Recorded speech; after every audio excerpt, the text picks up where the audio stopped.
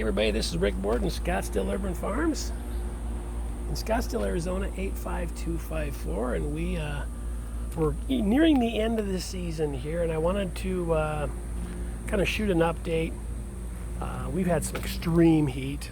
A lot of things are really suffering, even with extra water, even with extra food. Peppers are just kind of slowing down a little bit. This one was really cool. This one was at near death when these here were just seedlings, and it came back. We got our cucumbers that have they kind of hit the wall. They're not flowering yet. They're actively growing, and they're putting together the little fingers reaching out there. These here are all the suckers that I cut off of the tomato patch, and they're getting ready to be transplanted. They've been living in coco coir with some initial feeding in there, delayed feeding. We have our tomato patch over here. We have pumpkins that are dying on the vine. They're just weathering up, so those are going to get cleaned up. Got eggplant. That is really doing well, so we'll leave that in place. And then for those of you that follow our microgreens business, these are discarded trays of the root systems after we've harvested. You can see some of the old radish there, and then some of them just continue to grow even in the heat.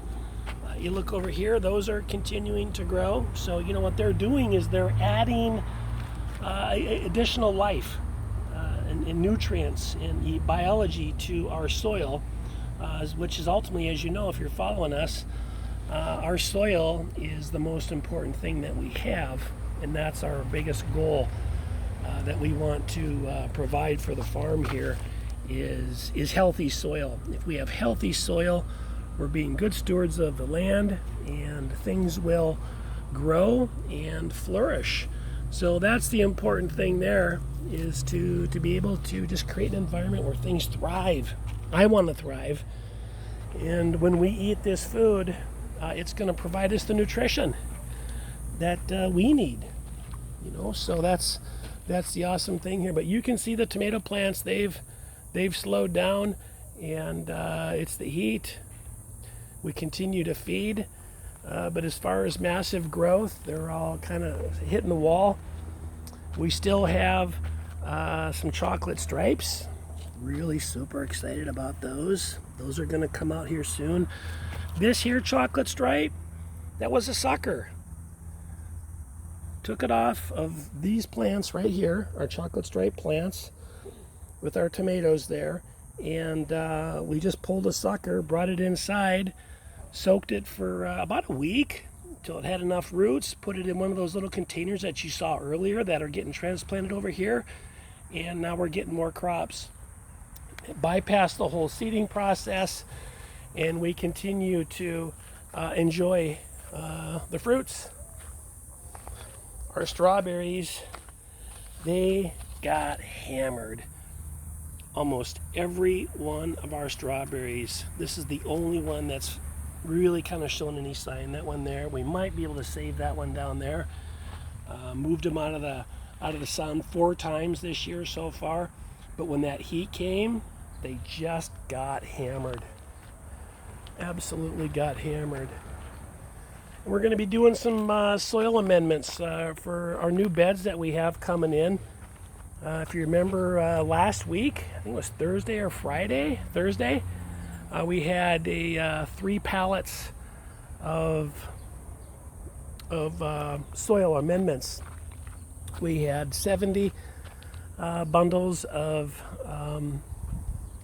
just regular compost, and then we have 35 bundles of this mushroom compost, and then we had 35 bags of the steer compost.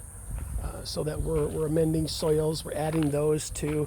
I shared. I spread the video. Oh, I'm sorry. Damn thing, gimbal.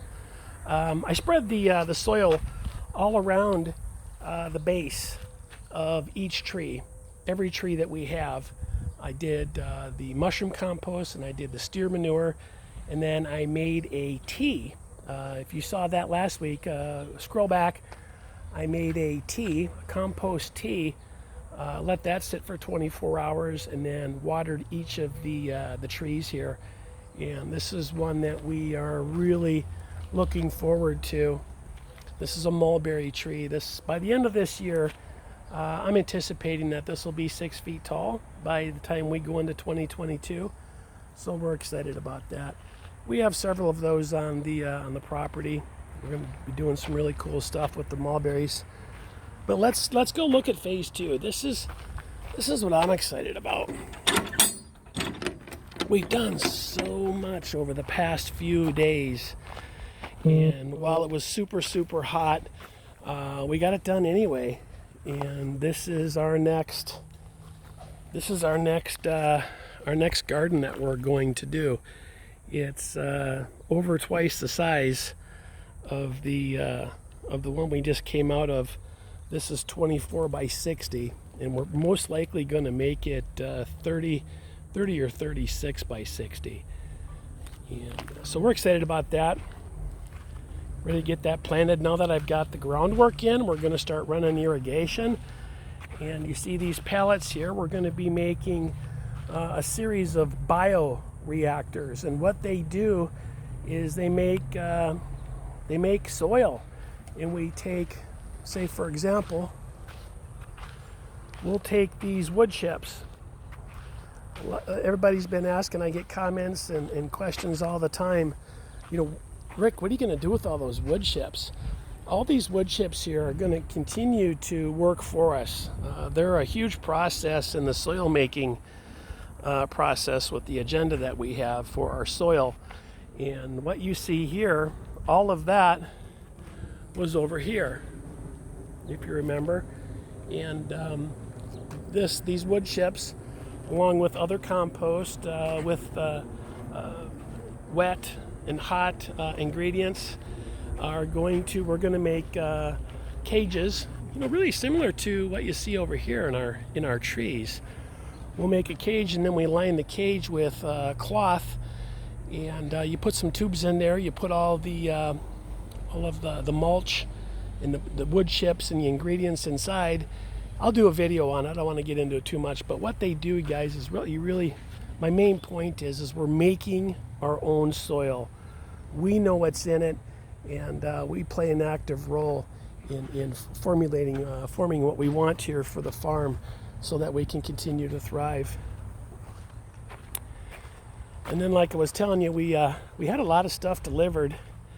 We had this garden soil here, Kellogg, and then in another 2 weeks we have a semi-load that's going to come up, and they're bringing us 32 yards of homemade amazing soil, and that's coming from Tucson.